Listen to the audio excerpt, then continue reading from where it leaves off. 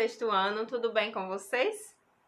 Hoje teremos mais uma aula de língua portuguesa e vocês vão aprender sobre verbos e formas nominais dos verbos. Então, abra um livro de língua portuguesa na página 312 e vamos começar. Análise linguística. Verbo. A seguir, transcreveremos um fragmento da entrevista de Lúcia e da Tsuka. Leia. Quando começa a trabalhar uma história nova, desenha ou escreve primeiro? Em geral, escrevo primeiro, mas eu visualizo como num filme o que o personagem está fazendo, como está se sentindo. Nem sempre tenho todos os detalhes. As características físicas e o cenário são definidos com mais precisão quando eu desenho. Isolando a primeira oração da resposta da escritora e ilustradora, teríamos o seguinte: em geral, escrevo primeiro. Analisando essa oração, que palavra podemos utilizar para preencher a lacuna? A única palavra que pode preencher exatamente a lacuna é o pronome pessoal eu. Como chegamos a essa conclusão? Ora, tomando a palavra escrevo, podemos perfeitamente colocar antes dela o pronome eu, que corresponde à primeira pessoa do discurso, pessoa que fala. Observe, eu escrevo. O mesmo acontece quando ela diz: nem sempre tenho todos os detalhes. Tenho. Eu, primeira pessoa do discurso, singular. Agora, imagine se Lúcia trabalhasse sempre em parceria com alguém. Nesse caso, ela diria: nem sempre temos todos os detalhes. Temos. Nós, primeira pessoa do discurso, plural. Observe que, nos dois exemplos acima, as palavras tenho e temos são variações, flexões da palavra ter, que é um verbo. Nesses exemplos, veja que os verbos variam, indicando o número e uma das pessoas do discurso. Isso acontece porque podemos adicionar certos sufixos, desinências, à base do verbo radical. Ou seja, são esses elementos que indicam a concordância entre o verbo e o elemento a que ele se refere. Observe. Eu tenho. Relação de concordância, primeira pessoa do singular. Nós temos. Relação de concordância, primeira pessoa do plural. Você deve ter percebido nessas orações um detalhe importante. Além de indicar a pessoa e o número, esses sufixos apontam também o tempo e o modo verbal. Em ambos os casos, temos o modo indicativo, pois o verbo expressa um fato certo que está acontecendo. Outro detalhe importante é que, como o verbo ter, nesses casos, se relaciona com uma das pessoas do discurso, ele é chamado de verbo pessoal. Existem verbos que não se relacionam com nenhuma das pessoas do discurso, por isso, são chamados de impessoais. Os verbos que indicam fenômenos da natureza são exemplos de verbos impessoais. Observe. Choveu muito em São Paulo.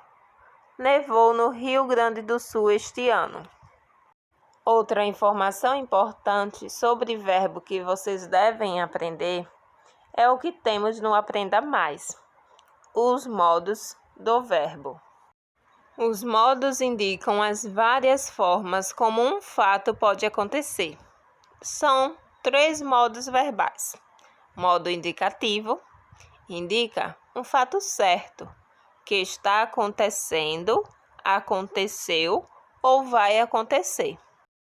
Exemplos: corrigir os textos. Trabalhei muito ontem. Subjuntivo é usado para exprimir um fato incerto, hipotético, duvidoso, que pode não acontecer. Exemplos: talvez chova. Se chovesse, seria bom. Imperativo exprime ordem, conselho, pedido, proibição. Exemplos: saia já daí. Chegue cedo. Formas nominais dos verbos. Agora, leia o fragmento a seguir. Eu não tinha ganhado o concurso, mas na carta dizia que eles ficaram felizes de receber um material de tão longe e que eu me esforçasse, continuasse criando. Eram palavras de incentivo. E pensei, se o meu trabalho chegou do outro lado do mundo, um dia poderei mostrar para muita gente. Chamamos de locução verbal a expressão formada por dois ou mais verbos, como tinha ganhado, continuasse criando e poderei mostrar. Essas expressões são formadas por verbos auxiliares, tinha, continuasse e poderei, que acompanham um verbo principal, ganhado, criando e mostrar. Este é sempre o último da locução. Nas locuções verbais, apenas os verbos auxiliares sofrem flexões e os verbos principais são empregados em uma das três formas nominais, que são o infinitivo, o gerúndio e o particípio. Infinitivo, terminação R, como em cantar, comer e partir. Exemplo: um dia poderei mostrar para muita gente.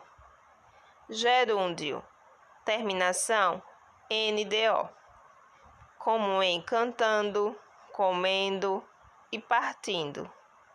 Exemplo: queriam que eu continuasse criando.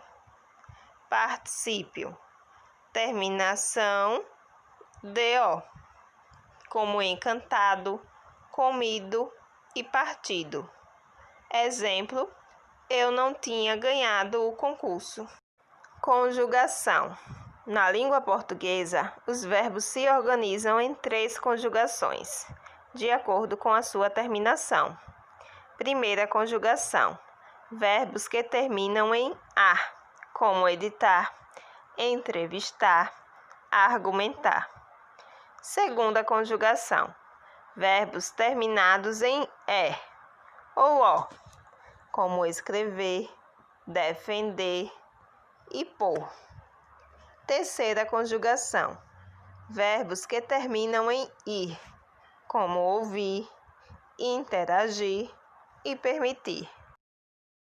Agora que vocês aprenderam um pouco mais sobre verbos, modos verbais, formas nominais dos verbos e como se organizam as conjugações, vocês deverão responder à atividade de prática linguística.